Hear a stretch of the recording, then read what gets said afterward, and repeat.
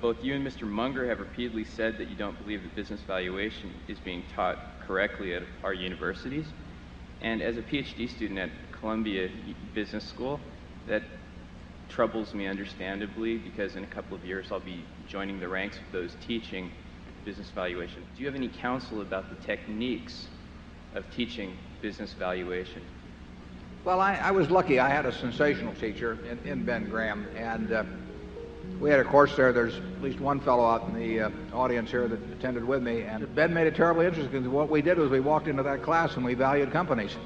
And he had various little games he would play with us. Sometimes he would have us evaluate company A and company B with a whole bunch of figures, and then we would find out that A and B were the same company at different points in its history, for example. And there were a lot of little games he played to get us to think about what were the key variables, and how could we go off the track.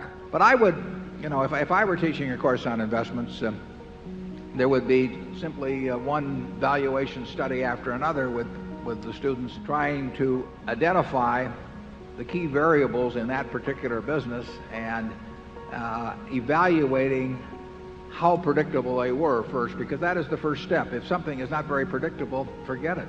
You don't have to be right about every company. You have to make a few good decisions in your lifetime. The important thing is to know when you find one where you really do know the key variables, which ones are important, and you do think you've got a fix on them. We've known we were right on those going in. I mean, they just weren't that complicated, and we knew we were focusing on the right variables and that they were dominant.